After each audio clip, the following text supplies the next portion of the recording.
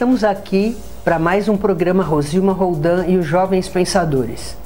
E hoje, dia 1º de janeiro de 2022, nós temos uma grande responsabilidade. Acabamos de passar do ano de 2022 para 2021 para 2022 e foram 2 anos muito difíceis para nós, 2020 e 2021. E hoje, por conta disso, eu fiz questão absoluta de trazer aqui para conversar com a gente sobre esse ano que se inicia e tentar fazer um balanço aí do que aconteceu com a gente nesses 2 últimos anos, 2020 e 2021. Ele que já esteve aqui várias vezes e é sempre muito bom trazê-lo novamente, porque ele é uma pessoa inquieta, é um pesquisador, é uma pessoa que está sempre nos incentivando a questionar, duvidar e pensar. É o professor Dr. Marcelo Lamy, que tenho orgulho de dizer que foi meu orientador na minha dissertação de mestrado em Direito da Saúde, ele que é o vice-coordenador do mestrado em Direito da Saúde da Universidade Santa Cecília, professor da graduação também em Direito, e sempre traz ideias que nos inquietam e que nos incentivam a tentar solucionar esses problemas aí que às vezes parecem maiores que nós mesmos. Então, nesse primeiro dia do ano, antes de passar a palavra para ele, eu queria agradecer em primeiro lugar aos meus padrinhos aqui do programa, Augusto Capo de Casa e a querida Fernanda Vanucci, que a Fernanda dizendo que eu devia fazer um programa aqui e desde 2013 nós estamos com esse compromisso de trazer informação de qualidade para vocês. E o Augusto que abriu espaço, nos dá toda a liberdade para nós fazermos o que a gente entende de melhor para o nosso telespectador, principalmente para o jovem perdido em tanta desinformação como nós temos visto até hoje. Agradeço também a produção, a minha querida produção, a Gisele, o Reale, que sem eles, e agora o Vitor, nós temos o Vitor também aqui, para nos ajudar a fazer esse programa que é nível das maiores emissoras do país. Fico muito contente de estar aqui trazendo um recado que eu acho importante, que é a gratidão pelas pessoas que nos ajudam a fazer esse programa, nossos patrocinadores também, sem eles não seria possível trazer há tantos anos, desde 2013, um programa que está caminhando por 10 anos, e também aos nossos convidados que sempre vêm enriquecer com o seu saber, com a sua experiência, com as suas dúvidas, esse programa que é comprometido a trazer informação válida e de qualidade para aquele que é jovem pensador. Nem sempre jovem de idade, mas inquieto, buscando sempre o conhecimento e compartilhando o que sabe. Então vou passar a palavra agora para o meu querido professor Marcelo Lamy. Boa tarde, muito bem-vindo. Boa tarde, Rosilma. É um prazer novamente estar aqui neste programa. Seu programa de fato é um sucesso, parabéns. Eu não sabia que era desde 2013. É, 2013. 9 anos, então, no ar. Isso. E atingindo um conjunto com certeza alargado de espectadores. E é sempre um prazer, renovado estar aqui, venho aqui quantas vezes for convidado. E num dia como hoje, um dia especial, no dia 1º do ano, iniciamos um novo ciclo. Mais especial ainda, né? Parece que vamos fazer a projeção, então, do completar 10 anos deste programa, né? Um início de comemoração. Tá chegando, tá chegando. E a nossa ideia seria falar hoje um pouquinho sobre a ciência e aprender a pensar. Qual que é a minha preocupação, e foi a provocação que a Rosilma aceitou, é a seguinte. É comum nessa época do ano, nessa época em que todos nós estamos renovando o ciclo, pensarmos em o que queremos ter nesse novo ano, né? Como que deve ser este novo ano, o que nós queremos sucesso profissional, uma relação amorosa exitosa, queremos bens, conquistas, imóveis, automóveis, o que nós queremos ter. E a minha provocação é para o espectador pensar no que queremos ser. Não queremos ser como pessoas. Quer dizer, o nosso mundo, o nosso cotidiano, o nosso novo ano será consequência daquilo que nós somos. daquilo que nós somos. E o que devemos buscar ser, enquanto seres humanos, o que ser? A minha inspiração vem de muitos anos atrás, de um livro escrito por um matemático chamado Bertrand Russell, que escreveu um livro que é da sua especialidade também, né, sobre educação. Um livro, inclusive, chama-se Sobre a Educação, ou On Education. E ele faz uma provocação inicial fascinante, e dizendo assim, que ao invés de antes de pensarmos que educação devemos ter, né, ou que ano vamos ter, fazendo uma analogia, devemos pensar em que homens queremos ter, em que homens queremos ser. E Russell desenha um modelo pedagógico, um modelo de realização para o homem ser feliz. E o tudo venha por consequência. O Russell aponta algumas qualificações, algumas qualidades que nós devemos buscar para o homem. Em primeiro lugar, uma bem curiosa, que nos parece bem curiosa e que nós vemos no cotidiano ser relegada, que é a característica da vitalidade.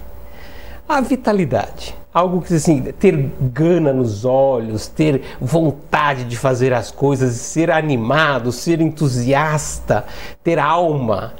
Assim, um ser humano não é um pasmaceiro que vai tocando a vida como um robô automatizado, que vai levantando o sonado e vai fazendo as coisas e pronto, e depois se levanta, toma café, sai rápido para estudar, depois vai para o trabalho, depois volta para casa e descansar e dormir. Quer dizer, essa vida que às vezes nós estamos inseridos, que muitas vezes é uma vida sem vida, é uma vida sem vitalidade. Uma vida que é aborrecente, que causa náusea até em cada um de nós. Buscar a vitalidade. Como que se busca a vitalidade? Busca-se vitalidade adquirindo gosto pelas coisas. Nós precisamos cultivar gosto. Gosto que seja por fazer, sabe, brincar de bafo, figurinha de criança, põe o bafo ali, bate, gosto, curtir isso. Ganhar figurinha é bom. Ganhar a figurinha, perder a figurinha também, divertir-se com um amigo, de encontrar-se, conversar, ler livros, ver pinturas, observar o mundo, aprender a observar o mundo e ganhar gosto pelas coisas. Há muitos anos atrás, um professor me disse, eu nem lembro qual professor, mas é aqueles professores que deixam um rastro que é mais importante, que a lição ficou. Ele assim, vai de vez em quando numa banca de jornal, naquela época a gente ia em banca de jornal. Bom, vai de vez em quando numa banca de jornal e escolhe uma revista que você nunca teria lido.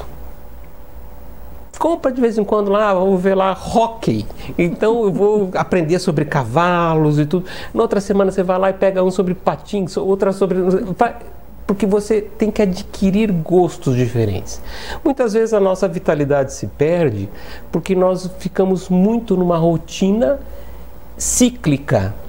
Fazemos sempre e sempre as mesmas coisas. O Domenico De Masi, quando escreveu a questão do ócio, o ócio criativo, ele recomendava, quer dizer, o que é viver o ócio? Não é ficar sem fazer nada, não é ficar com o controle na mão ali na frente da TV, mudando de canal insistentemente, porque não tem nada de bom na TV, a gente fica mudando. Vai lá na TV Com, acha lá o programa da Rosinha, que não precisa mudar mais. Mas o ócio criativo depende da gente ganhar gosto por fazer certas coisas que para algumas pessoas pode ser trabalho, mas não pode ser que seja consertar alguma coisa na minha casa, pode ser que seja fazer uma reforma em algum pedacinho. Eu pegava pincel e pintar a parede da minha casa, ganhar gosto pelas coisas, para se adquirir vitalidade. É preciso também, diz Bertrand Russell, cultivar nas pessoas, cultivar em nosso ser a coragem. A coragem, ela é fruto, e esse é um pensamento que o Russell desenvolve bem, que eu acho genial, ela é fruto de dois baluartes, dois suportes. Em primeiro plano, do conhecimento. Você precisa saber o que é. E depois do amor. Do conhecimento nasce a fortaleza para que a gente seja corajoso. Um homem que é um homem que enfrenta, que não é simplesmente caudatário ou seguidor daquilo que os outros falam.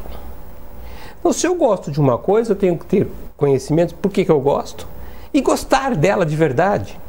Não porque o outro acha que é bonito. Eu estou usando a gravata que é fininha, agora a minha gravata tinha que ser um pouquinho mais assim, né? Na moda atual, né? Na moda atual eu estou usando a gravata assim porque, não porque eu gosto, porque a moda está dizendo que é assim. Às vezes a escravidão não vem só do trabalho escravo, aquele estigma do trabalho escravo que nós vemos. Vem a escravidão da opinião do outro.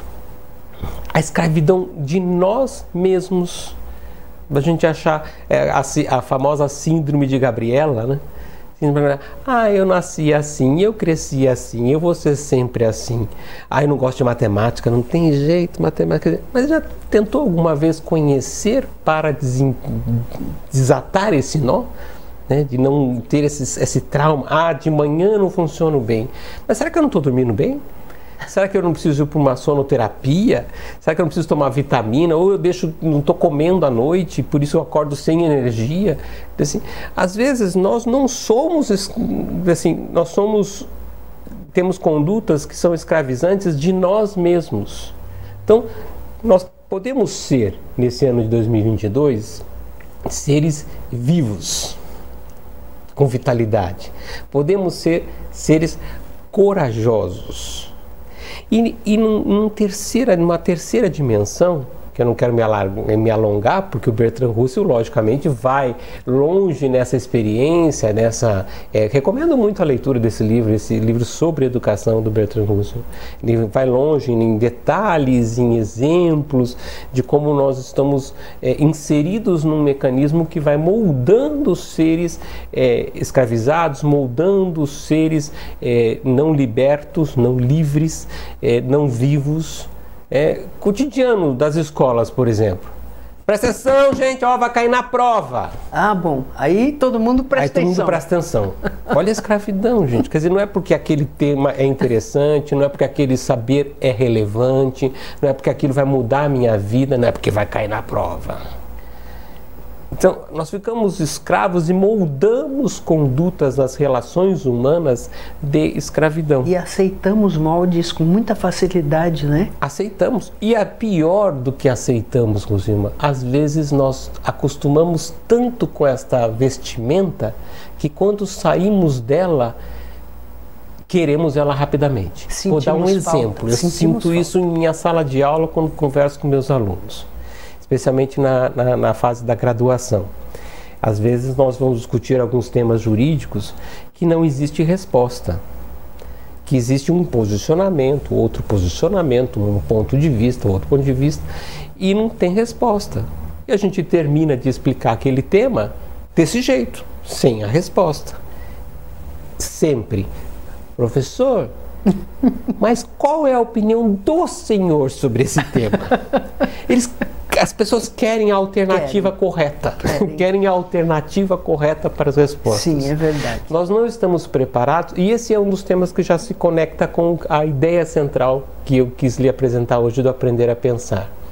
Uma das necessidades para aprender a pensar, parece curioso, né? Falar aprender a pensar, parece que a gente não pensa. Realmente não pensa. Com criatividade, com espírito reflexivo, não. Uma das condições para aprender a pensar é aprender a pensar em suspensão. Aprender a não ter respostas. A deixar suspenso. Vou continuar pensando nesse assunto depois. Mais tarde eu volto, penso novamente. Eu não preciso me posicionar, eu não preciso de pegar uma bandeira e falar, não, meu ponto de vista. Quantas e quantas vezes em conversas com os nossos colegas, com os nossos familiares, surgem temas polêmicos e todos têm a sua opinião definida. Interessante, né? Parece que todo mundo é tão maduro, né? Todo mundo já pensou tanto no assunto, já leu tanto, já estudou tanto sobre o assunto, é tão maduro e todos têm, e são opiniões fechadas. E saem brigas, e saem contendas terríveis, até familiares, porque é um absurdo defender isso. Mas espera aí, não é possível pensar em suspensão? Não quer dizer ser indeciso. Quer dizer suspender ainda estou a decisão. Elaborando. É difícil, dar tempo, dar maturidade para esse processo. Assim, é preciso, então, adquirir um conjunto de condições e assim nós construiremos um mundo melhor. Um mundo que nós queremos ter pode ser um mundo que nós queremos ser. Que o meu ser fará este mundo acontecer. A vitalidade, a coragem, a liberdade, a inteligência e a sensibilidade são as características elencadas por Bertrand Russell. Fiz algumas pitadas de algumas delas para depois nós amarrarmos com a ideia do aprender a pensar. Nós vamos fazer um rápido intervalo, senão a produção me bate. Hoje não, porque eu elogiei eles, mas se eu não fizer o intervalo, eles vão cobrar outro elogio.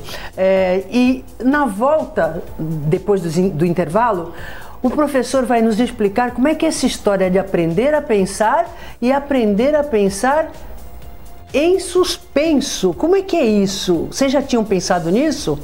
Voltamos já já.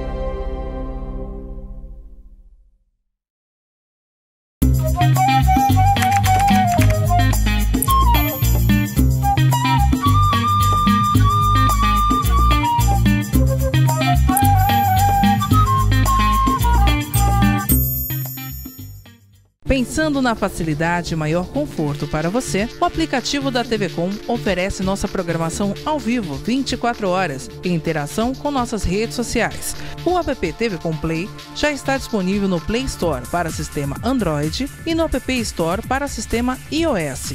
TV Com, interagindo com você.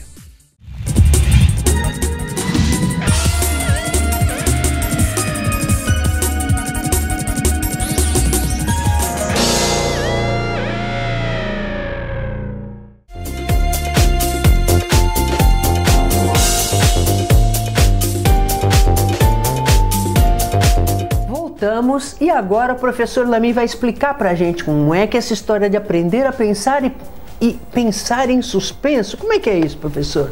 É possível isso? Eu acho que uma explicação básica pode ser dada por um filme. Então, uma recomendação, parece que hoje é coisa para recomendar filmes, né? Então, Lugares Comuns, um filme argentino fascinante, que conta a história de um professor que é compulsoriamente jubilado, aposentado, né, na crise argentina, e ele entra logo no comecinho do filme, não é spoiler não, porque é bem começo do filme, ele entra na sala de aula dando a sua última aula antes da sua aposentadoria. Ele dá um recado àqueles seus alunos, que é um curso vamos dizer assim, de licenciatura, né, para formar professores. Ele dá um recado qual é o papel dos professores. E o professor lhes dá uma missão na vida. Tem uma missão para vocês que serão logo daqui formados, serão professores. Que incutam nos seus alunos as perguntas universais: o que, como, quando, onde, como. Essas perguntas que são feitas pelos clássicos gregos e que nos ajudam a pensar sobre as coisas, elas não importa a resposta a essas perguntas, importa o colocar-se em questionamento, importa observar os vários ângulos. O cinema pode nos ajudar um pouco dessa inspiração do que é o pensar em suspensão. Essa expressão não é minha, essa expressão é de um pensador espanhol chamado Alfonso López Quintas, que propõe 12 formas ou 12 chaves, como se fossem chaves para a gente entrar numa sala que está fechada, né? Salas fechadas no nosso cérebro. 12 formas diferentes da gente começar a pensar diferente, começar a pensar com mais profundidade, começar a pensar com mais extensão. Uma delas é esta, então, pensar em suspensão. O pensar em suspensão significa, no fundo, a ideia de que o meu conhecimento é provisório. E todo o conhecimento é provisório. Karl Popper, que também é um pensador excepcional e referência internacional na ciência, nos dá um exemplo que, para mim, sempre esse exemplo foi perfeito. Eu não sei se para hoje, para os jovens de hoje, esse exemplo é tão bom. Eu aprendi na escola repetidas e repetidas vezes que a água, em condições normais de temperatura e pressão, ferve a 100 graus centígrados. Acredito que ainda se ensine isso nas escolas de hoje. E isso fica martelado na nossa cabeça. Aí o Karl Popper fala assim, põe uma vírgula e fala: por enquanto. Enquanto a gente não descubra qualquer outra coisa que não é as condições normais de temperatura e pressão que faz ferver a 100 graus centígrados, que 100 graus centígrados não é 100 graus centígrados, que tem um gnomo dentro da água e que não sei o que... até que a gente descubra algo que vai dar uma explicação melhor. Este é um pouco do paradigma do que é a ciência. Por isso que a ciência e o aprender a pensar, elas caminham juntas. A ideia de ciência é um conhecimento mais seguro que nós tenhamos hoje. Não é o conhecimento de amanhã. O conhecimento de amanhã será um pouco mais adiante, Vamos subindo no ombro daqueles que pensaram e vamos enxergando mais longe o horizonte. Então a ciência trabalha com pensar em suspensão. Não compreende a ciência quem não sabe o que é pensar em suspensão. Porque é muito comum, inclusive, vermos isso na mídia, vermos isso nos discursos. Não, porque está cientificamente comprovado que não sei o quê. Não, por enquanto, né? Por enquanto está cientificamente... E pior, a gente vê as pessoas falando assim, pô, mas não era daquele jeito? A ciência não tinha dito aquilo? Agora está dizendo outra coisa? Mas esse povo é maluco? Como é que é? E sem contar a falta de percepção de que a ciência é probabilística. Sim. Ou seja, tem uma margem de erro. Sim. Todo conhecimento feito pela ciência tem margem de erro. Tem uma possibilidade de equívoco. E ela é estatística. Ou seja, ela considera os conjuntos repetidos na população. Se a Rosilma, na sua singularidade, reage diferente a determinado fator, isso não invalida o conhecimento científico. Exatamente. Porque o conhecimento científico, ele avaliou o conjunto. É a tendência, vamos dizer assim, não é a certeza absoluta. Não é a certeza absoluta. Então, por isso tem sempre uma margem de erro. Pode ser que para determinadas pessoas isso não dê este efeito, não dê aquela consequência. Está dentro da margem de erro. Então, a ciência é um pensar em suspensão. Como nós não podemos abraçar o mundo e ter certeza absoluta daquilo que nós temos de ideia consolidada, nós temos que aprender a pensar em suspensão. Isso evitaria tantas tantas brigas homéricas. Mas eu acho que esse radicalismo, professor, me corrija se eu estiver errada, é um pouco do medo de você aceitar que você não tem certeza de nada.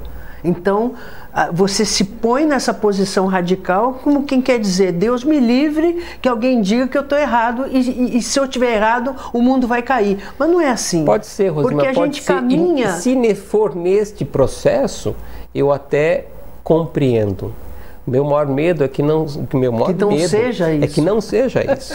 Seja que certeza absoluta mesmo. O que eu tenho observado é porque esses posicionamentos radicais, não importa o lado, hein? Do radicalismo vem dos dois lados. Esses posicionamentos radicais, eles vêm muitas vezes pela falta de pensar. Este é o problema. Quando nós pensamos, nós nos tornamos muito mais humanos, muito mais compreensivos, escutamos o outro, vemos como que a outra pessoa pensa e refletimos segundo o que ela pensa, não como eu penso sobre o assunto. O aprender a pensar nos torna mais seres humanos e nos traz um mundo melhor. Eu penso também o seguinte, eu sempre associei a inteligência com a curiosidade. Toda pessoa que é muito inteligente, e aí a gente está falando leigamente, porque a gente sabe que inteligente todos somos, só que alguns têm algumas inteligências mais desenvolvidas, outras menos desenvolvidas, mas a capacidade de intus legere, né, que é ler dentro, todos temos com esses bilhões de neurônios. O que a gente não sabe é usar. Mas quanto mais inteligente, mais curioso. E eu fico assim, um pouquinho perplexa de ver pessoas que não têm a mínima curiosidade de pensar, será que eu estou certa? Será que não existe alguma coisa mais próximo da verdade? E agora nós estamos no finalzinho do programa, eu queria que você mandasse um recado para o nosso telespectador para esse ano de 2022. Eu vou fazer uma provocação, mais do que um recado, Rosilma, uma provocação. Para aprender a pensar, nós temos que ter desafios. E um dos desafios colocados na metade do século XX, ainda não superado por alguns pensadores colocaram, mas a maioria das pessoas não perceberam o seguinte: será que nós conseguiremos viver num mundo estruturado a partir da meritocracia? Será que esse não é a grande ferida da sociedade que nós estamos construindo? Sobrecarregamos os nossos jovens, dando-lhe o peso dele. Sucesso é por conta dele, é o mérito dele. E se ele não conseguir, ele não merece. Se ele não conseguir, ele é um fracassado. Se ele conseguir, ele vira um arrogante. Eu consegui. Exato. Se ele não conseguir, ele vira um humilhado. Será que a meritocracia é tão boa? Esse paradigma da competitividade, da meritocracia, da conquista, será que nós não podíamos trocar a meritocracia pela solidariedade? Um exemplo concreto: ao invés do jovem aqui de Santos e das famílias dos jovens daqui de Santos gastarem tanta energia para conquistarem um espaço meritocrático em universidades de elite, vamos chamar assim, as universidades de elite desse país, será que as famílias e os jovens não deveriam investir mais em que as universidades de Santos fossem de elite? Toda a energia gasta na sociedade para alcançar o seu espaço do mérito, se nós resolvêssemos colocar essa energia para juntos sermos melhores, teríamos uma sociedade diferente. Teríamos um ano de 2022 muito diferente. Amei o recado e eu acho que é por aí que a gente pode caminhar para a igualdade de oportunidades e para uma sociedade menos excludente, porque até as notas na escola são excludentes. Todo o sistema é excludente. Muito obrigada, vai voltar mais vezes em 2022 para reforçar esse recado e outros tão importantes ou até mais importantes. Muito obrigado, Rosilma, e até a próxima. Espero que você tenha gostado do nosso primeiro programa do ano, esperando estar novamente com você sábado que vem às 15 horas, com reprise segunda-feira às 17h30, lembrando que pomos tudo no YouTube para você assistir e rever quando quiser, agora em 2 canais, o Jovens Pensadores, onde pomos os programas passados na TV Com Santos e TV Com Brasil, e também o Vamos Conversar com Rosilma Roldan, onde comentamos as notícias que andam por aí à luz do direito. Até o próximo programa, se Deus quiser.